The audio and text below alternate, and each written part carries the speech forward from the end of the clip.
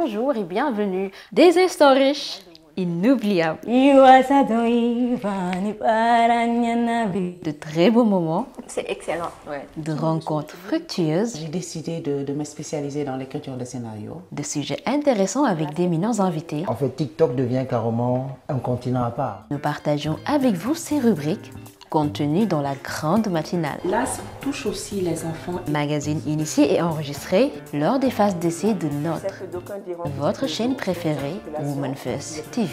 J'aime le Sénégal. En espérant qu'elles vous plairont, nous vous donnons rendez-vous dans les tout prochains jours dans le salon de Mariam, bien sûr, toujours sur votre chaîne adorée, WF1 TV.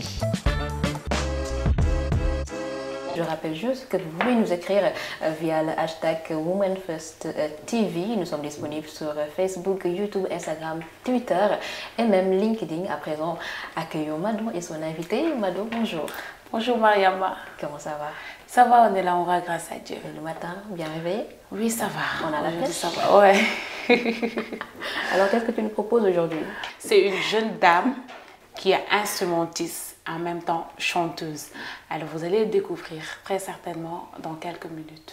Il s'agit notamment de Aïssatou, de l'orchestre Jigéen. Ah, voilà. Aïssatou, bonjour. Bonjour Mariam, bonjour Mado et bonjour aux chers téléspectateurs qui nous suivent. C'est un honneur d'être là en tant que membre fondatrice de l'orchestre Jigéen. Et j'en profite pour faire un petit coucou aux autres membres, Evora, Rema, Khadi et Ndé Cissé, qui sont aussi les membres fondatrices de l'orchestre Jigéen aussi.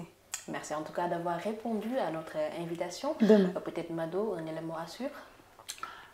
Oui, Mariam, certainement avec la coordination de la régie, nous allons suivre un élément sur l'orchestre Jigéen. L'orchestre Jigéen est un groupe de femmes, formées que des femmes depuis quelques années. Et du coup, on évolue bien sur le monde culturel. On fait de la world music. On est là pour aussi montrer, c'est un groupe de femmes et en même temps backing band qui montre aux femmes d'aujourd'hui qui veulent faire de la musique et qui n'ont pas l'occasion ou le courage de faire ça. C'est pour cela que chaque jour, pour nous, c'est un challenge de relever ça et de dire que oui, c'est possible. C'est un modèle entre nous. Un orchestre 100% féminin, une première peut-être au Sénégal? Ah oui, Mariam, il faut le dire avec une grande voix, parce que vraiment, c'est pas donné à tout le monde, ou c'est pas donné à toutes les filles, plus particulièrement ici au Sénégal, d'arriver à utiliser les instruments de musique. Et c'est tout. Oui. C'est comment vous dans l'orchestre Jigéen? Je dirais que je suis sortie de ma famille et je suis venue retrouver ma famille. Et depuis le premier jour, vraiment, on se motive chaque jour que Dieu fait, on travaille de midi jusqu'à 18h, même à 20h, et dire que c'est un travail très noble et ça paye très bien.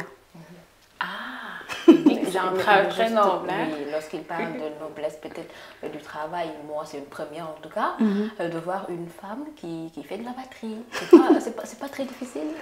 Je dirais que la difficulté ne se voit pas tant que tu aimes ce que tu fais. J'aime la batterie, c'est ma passion. Déjà que je viens d'une famille de musiciens. Mon papa était musicien, il s'appelait Safi Oudien, Safi Oudien. Il était le sergent-chef de l'ASFA Orchestra, de la musique principale des Forces armées. C'est lui qui nous a transmis vraiment cet amour. Et depuis lors, on continue de perpétuer cet héritage qu'il nous a légué. Ah, la batterie, il y a à battre, mais aussi au niveau des pieds, il y a un travail qui se fait. Comme on dit que la batterie, on joue avec 4 membres, mais on joue plutôt avec 5 membres. Alors, le 5e, c'est là, c'est la tête. Donc, il faut être vraiment très posé et savoir calculer le temps, se battre chaque jour que Dieu fait et dire qu'on peut y arriver. Et c'est ça, la volonté. Grâce à Dieu, on y va. D'accord. Alors, au sein de l'orchestre Jigéen, il y a vous, Aïssatou? Déjà, nous avons une bassiste qui se nomme Evora Vaz. Guitare solo, il y a Rema Diom. Et le chef d'orchestre qui est Khadidien, qui est ma petite sœur. Et nous avons aussi Ndé Cissé, qui est, comme elle dit d'habitude, l'ambianceuse de l'orchestre. Nous sommes les 5 membres fondatrices. On a aussi Korka, ma grande sœur, qui nous accompagne des fois comme lead vocal et qui nous coach beaucoup. D'accord. Alors là, Mariam, hein, c'est vraiment toute une famille qui se retrouve au sein de l'orchestre Jigéen, où on retrouve la batteuse, la bassiste, les pianistes et la percussionniste. Mais vraiment, attends, Aïssatou, en tant que femme, vraiment, qu'est-ce que ça fait de jouer les instruments de musique en pleine scène? C'est déjà un honneur en tant que femme et un challenge aussi de chaque jour, comme j'ai l'habitude de le dire. Parce que comme on dit, chaque jour, il faut se perfectionner. Comme on dit, il faut toujours aller chercher l'expérience. Et Dieu merci, on a vraiment des hommes, je dirais, des gentlemen qui nous coachent de côté. Et chaque jour, ils nous boostent, ils nous motivent. Ils nous disent que le chemin est parsemé d'embûches, mais il ne faut pas se laisser faire. Il faut se relever et se battre encore. Parce que, comme on dit, chaque jour est une expérience pour nous. Et chaque jour, on essaie de formaliser ça. Grâce à l'École des Beaux-Arts, on a eu à faire une formation des formatrices pour essayer d'ouvrir une école 100% dédiée aux femmes. Et dire que la difficulté, elle est là. Mais il faut essayer de trouver des terrains d'entente et de pouvoir aider aussi la future génération qui vont venir. Ah oui, comme elle vient de le dire, Mariama, nous allons passer un élément pour suivre les problèmes qu'elle rencontre. Au début, ce n'était pas du tout facile, vu qu'on avait le problème de trouver des filles musiciennes, parce que je me rappelle à l'époque, j'étais à l'École nationale des Beaux-Arts, mais comme j'avais un problème de faire partie d'un groupe musicien, et par hasard, j'ai trouvé l'orchestre Zigeni dans mon chemin, bien sûr. Et franchement, c'était quelque chose au début que personne ne croyait avant. Parce que je peux dire qu'il y a beaucoup de personnes qui disaient que voilà, les femmes, ça ne va pas avancer, il y a des problèmes partout. Mais avec l'aide de Dieu, on a su faire les choses.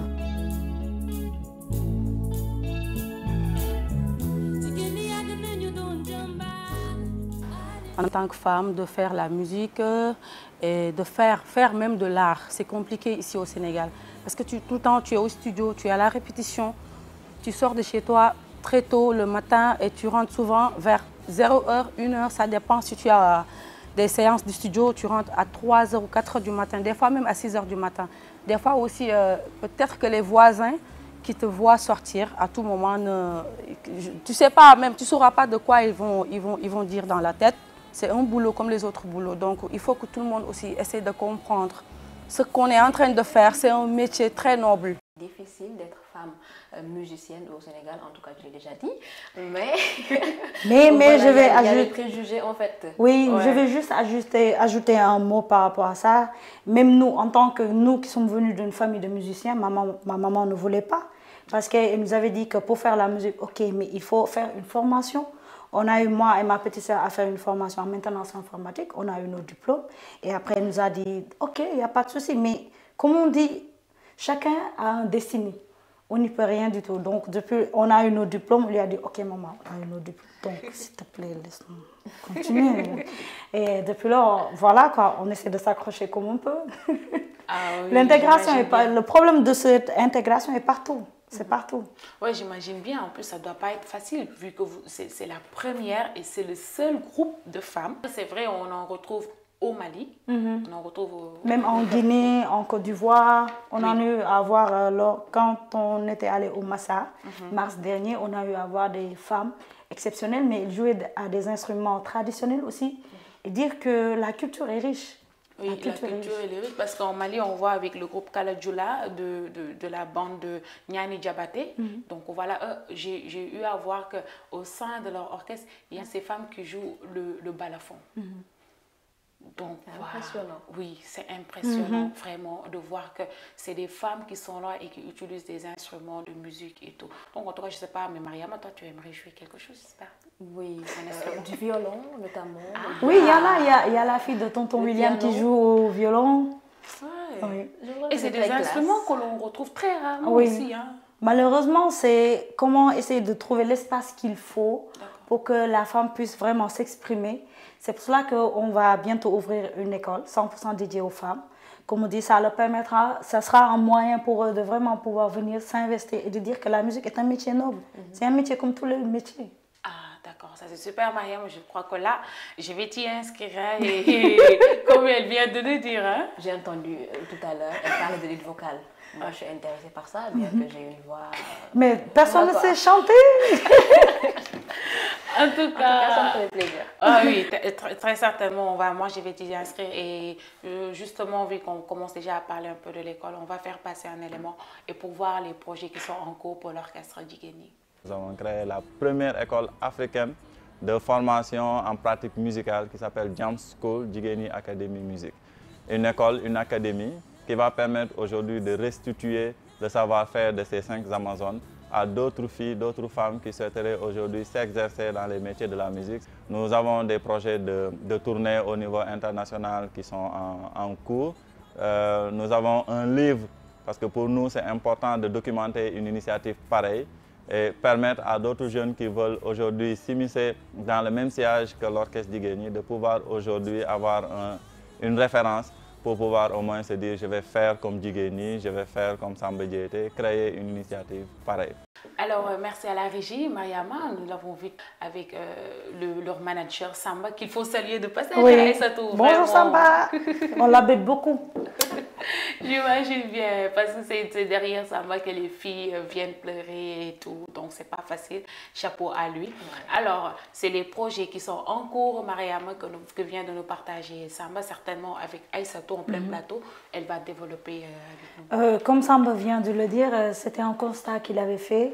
Et depuis lors, c'est un combat. Chaque jour, on dit que oui, c'est possible. Il suffit seulement de croire en nous et de se battre chaque jour et dire que oui, c'est possible.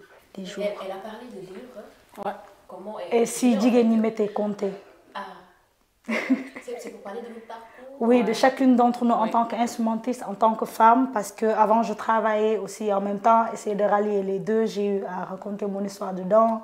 Réma, chaque jour, le trajet qu'elle fait entre Rufisque et Dakar pour venir travailler. Evora, elle vient de Mbour.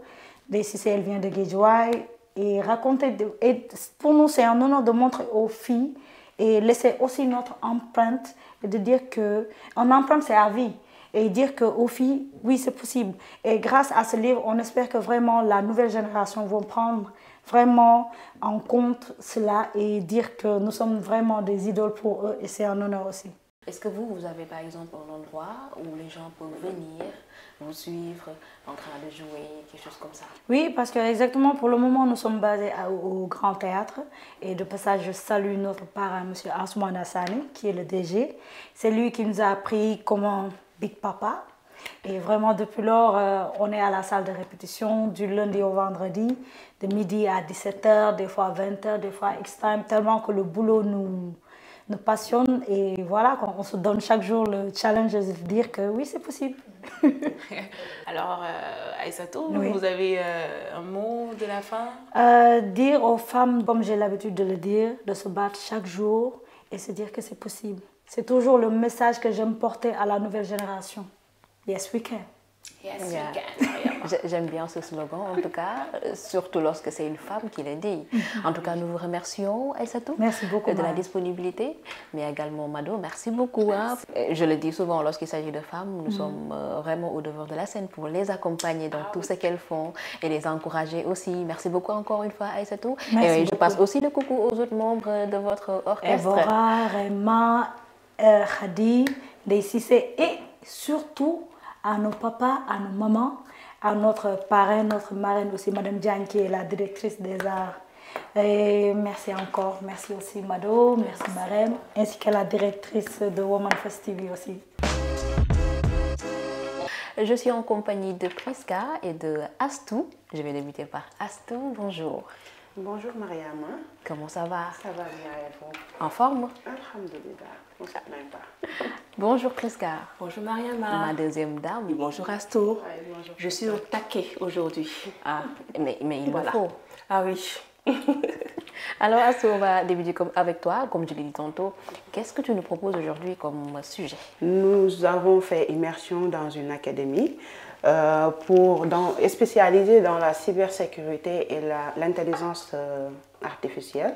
Pour plus de détails, nous sommes allés à la rencontre du responsable de la filière cybersécurité, M. Sondé Mimosé. La majorité des entreprises, ils ont des systèmes interconnectés et surtout ouverts vers l'extérieur.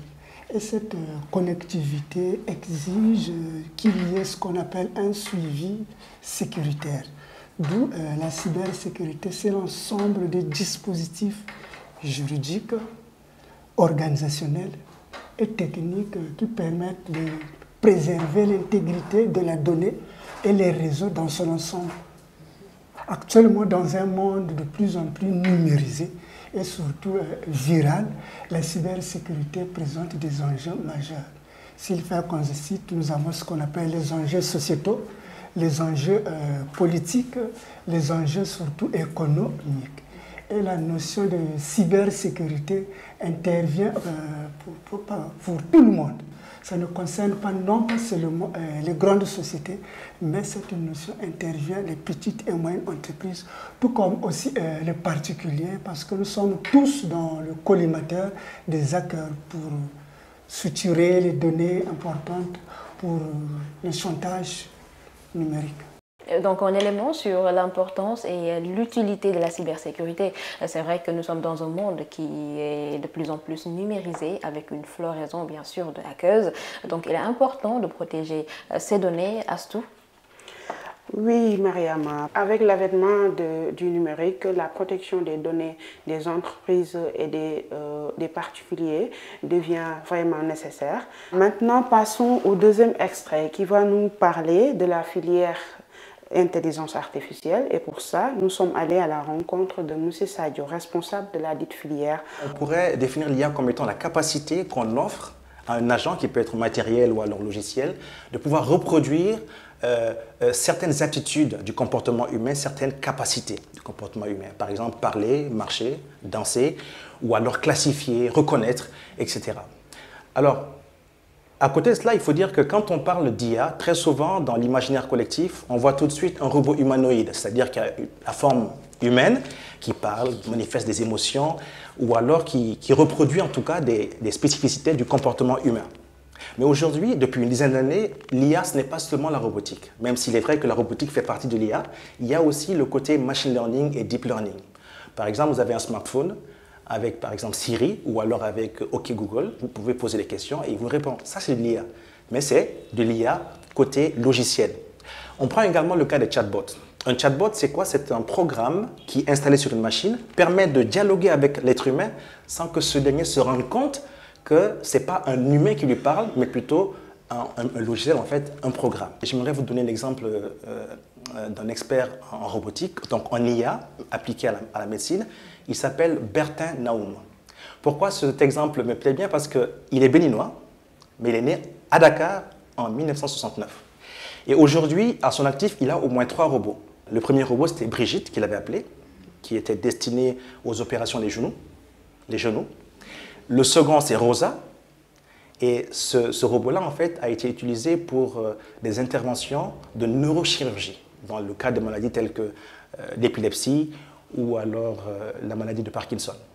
Mais depuis 2020-2021, il a créé un autre robot qui s'appelle Emion. Et ce robot-là, lui, il a pour spécificité d'être utilisé dans l'intervention de patients atteints de cancer du foie. Aujourd'hui, vous avez des IA, d'accord, qui sont capables de prédire avec un taux extrêmement intéressant de précision, d'accord, sur tel ou tel patient, la possibilité qu'il soit atteint d'un cancer d'ici 2, 3, 5 ou 10 ans. Donc, ça permet d'anticiper déjà sur le cancer ou l'apparition des premiers symptômes, mais également anticiper sur le traitement de ce patient. Donc, du coup, il ne sera pas vraiment déclaré cancéreux. C'est bien encourageant de voir qu'il y a une académie au Sénégal qui s'intéresse à ça et qui forme des jeunes sur la cybersécurité, mais aussi sur l'intelligence artificielle. Alors, Astou, qu'est-ce que nous pouvons retenir? Ce qu'on peut retenir de l'intelligence artificielle, c'est l'ensemble des théories et des pratiques qui permettent d'imiter l'être humain. Alors, Mariama, pour notre dernier extrait de notre rubrique informatique, nous sommes allés à la rencontre d'une jeune étudiante qui s'appelle Sokhna Ndiaye, qui suit la filière intelligence artificielle. Suivons l'extrait. On nous a tout le temps fait croire que la place de la femme, c'est la cuisine en quelque sorte, alors que non. Nous avons eu de très grands scientifiques. Nous avons eu Myriam Dicko, qui était la première chimiste en Afrique de l'Ouest. Et c'est une très grande entité parce que si vous regardez bien nos pièces de 25 francs, vous auriez son image là-bas. Nous avions eu Marie Curie et plein d'autres personnes. Une femme, c'est pas seulement, je dirais pas que, certes la femme a des obligations, mais il est scientifiquement prouvé que nous sommes polyvalentes. Il y a maintenant des associations qui sont là pour ça, il y a les associations She-Is, beaucoup d'associations qui vraiment forment les jeunes, surtout dès le bas âge, à s'intéresser, les jeunes filles et autres, à s'intéresser à la science, les accompagner, leur montrer que ce n'est pas juste un mythe qui nous fait croire que la science est compliquée, que les maths sont compliquées ou des trucs de ce genre. là où l'homme peut être, la femme peut être là-bas, bien sûr dans le cadre socio-professionnel. Alors, c'était Sorna Ndiaye du CAT, une étudiante en master qui suit ce qu'on appelle l'IA, l'intelligence artificielle. C'est vrai qu'on voit peu de filles qui s'inscrivent dans ce genre de filière pour les suivre. Et c'est vraiment encourageant de voir qu'il y a des filles qui s'intéressent à ce genre de filière et pourquoi pas aussi les filières scientifiques, comme elle l'a dit. Peut-être un message que vous allez lancer à la jeunesse sénégalaise, surtout aux filles, pour qu'elles s'intéressent à ce genre de filière. Le conseil que je voudrais donner aux jeunes filles, c'est de suivre l'exemple de Sorna Ndiaye, de s'intéresser de plus en plus aux filières de l'intelligence artificielle et de la cybersécurité. Ce qui est important notamment. Prisca, peut-être toi aussi tu as des choses à ajouter avant de boucler. Je vois dans ces filières-là qu'il y a des métiers d'avenir. C'est vrai que des années auparavant, je ne m'imaginais pas cela comme ça. Mais avec tout ce qui se passe, avec l'ère du numérique, avec tout ce qui se passe sur les réseaux sociaux, avec le fait que les jeunes ne prêtent pas vraiment attention à ce qu'ils font, à ce qu'ils disent ou à ce qu'ils donnent comme information, je me dis la cybersécurité, l'intelligence artificielle, c'est quelque chose, ce sont des choses plutôt sur lesquelles on doit se pencher et comme l'a dit Astou, faire comme Sorna Ndiaye et se diriger vers ces filières-là, surtout. Je dis surtout parce que nous sommes la Women First TV, surtout pour ces jeunes filles-là qui souhaiteraient trouver ce genre de métier d'avenir. Le monde avance, la technologie avec, donc il est primordial vraiment de s'intéresser à ce genre de filières-là. En tout cas, Astou, merci. Nous allons enchaîner avec Prisca qui a comme thème 5 bonnes raisons pour boire de l'eau. Je sens que je vais me faire tirer les oreilles. Alors oui, Mariama et Astou, aujourd'hui pour la rubrique santé, j'aimerais parler de 5 bonnes raisons de boire de l'eau. Alors aujourd'hui, on parle de l'oxygène. L'oxygène, c'est bien, c'est ce qu'il nous faut pour vivre. Mais l'eau aussi, c'est nécessaire. Parce que l'eau, c'est une ressource indispensable qui est bien pour nos organes. Alors, il y a justement un souci, c'est qu'on ne pense pas forcément à boire suffisamment d'eau. Des fois, on peut boire que quand on a soif. Alors aujourd'hui, j'aimerais parler de 5 bonnes raisons de boire de l'eau. La première raison, c'est que l'eau aide à avoir une belle peau. La peau, c'est l'organe le plus volumineux de notre corps parce qu'elle se compose de 80% d'eau. Donc il est important de bien s'hydrater afin d'avoir une belle peau, une peau douce. Absolument. La deuxième raison, c'est que l'eau assure le bon fonctionnement de notre système rénal. Alors, quand on parle de rénal, on parle de rein. Donc, le rein, il faut boire, plus on boit de l'eau, plus on urine et plus on évacue les déchets. Donc, ce qui fait qu'on évite tout ce qui est calcul rénaux. Et la troisième raison, c'est que l'eau permet de garder la ligne. Oui, vous avez bien entendu, l'eau permet de garder la ligne. Est-ce que je dois arrêter de boire de l'eau par hasard? Mariama, il faut continuer à boire de l'eau. Et j'aimerais juste faire une petite lumière sur ce que je viens de dire. Attention, je n'ai jamais dit que l'eau fait maigrir. J'ai dit que l'eau permet de garder la ligne. Parce que lorsqu'on s'hydrate, lorsqu'on boit avant le déjeuner et avant le dîner, cela favorise une bonne digestion. Donc ça fait qu'on réduit les quantités qu'on mange. Donc c'est en ce sens que l'eau permet de garder la ligne et non de maigrir. Et autre chose, c'est que l'eau prévient de l'arthrose. On sait que l'arthrose, c'est quand il y a une mauvaise hydratation, donc cela amplifie les frottements, ce qui fait que ça augmente ces risques d'arthrose. Or, lorsqu'on s'hydrate bien, alors il y a une bonne lubrification des articulations qui fait que ça limite les frictions. Et la dernière bonne raison, c'est que l'eau lutte contre la constipation. Il y a certaines eaux qui sont en majorité faites de magnésium, donc cela fluidifie les selles, ce qui permet d'aller plus librement au sel. Donc voici les 5 bonnes raisons pour lesquelles nous devons boire de l'eau. J'ai l'impression que cette chronique, ou plutôt cette rubrique est personnelle, que ça s'adresse directement à moi parce que je prends ça, tu l'as dit, un verre d'eau par jour et c'est vraiment dangereux pour ma santé. Alors, apparemment. C'est très dangereux. C'est très dangereux de prendre un seul verre d'eau par jour. Je viens de m'en rendre compte. Ah oui. Et tu sais, comment est-ce qu'on peut boire de l'eau? Vu que tu engages la conversation dessus, il faut boire au moins 1 litre. Et ça, je dis bien au moins 1 litre d'eau par jour. On peut aller jusqu'à 2 litres d'eau. Et tout dépendra maintenant de la personne. Bien sûr, l'eau qu'un adulte peut boire, ce n'est pas la même quantité d'eau qu'un enfant peut boire. D'accord? Donc, ça veut dire qu'il faut voir aussi par rapport à sa corpulence, par rapport à son poids. Mais toujours est-il que il faut boire un minimum 1 litre d'eau par jour, ce qui veut dire à peu près 4 verres d'eau, ça dépend du verre. Donc, Mariama, 1 verre d'eau, aïe, aïe, aïe, c'est pas bien. Hein? 1 litre d'eau également, je sens que je vais me faire violence. Hein? Ça te fera du bien. Alors, Prisca, une autre question, quand boire de l'eau? Voilà, alors, il ne faut pas boire l'eau quand on ressent le besoin de boire. Il ne faut pas attendre d'avoir soif pour boire de l'eau. Il faut boire de l'eau parce qu'il faut hydrater son corps. Donc, tout au long de la journée, on peut prendre de petites gorgées d'eau. Donc, Mariama, déjà, je t'offre ce verre d'eau. Merci. Tu peux commencer à le boire. Volontiers.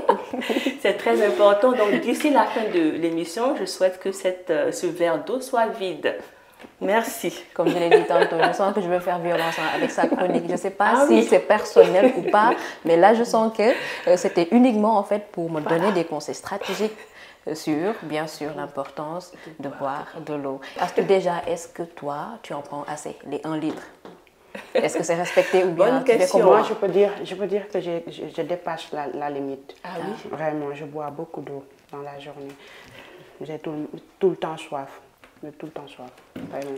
Et puis c'est important puisqu'elle dit que ça aide à hydrater, mais aussi au bon fonctionnement des reins, mais aussi de garder la ligne. Ça me concerne pas, peut-être pas. Ce qui est beaucoup plus important, l'important c'est aussi de nettoyer les reins parce que quand on boit beaucoup plus d'eau, les reins vraiment sont en bonne santé, ce qui évite vraiment l'insuffisance rénale qui est vraiment tellement, il y en a plein dans le pays ou dans le monde, on peut dire.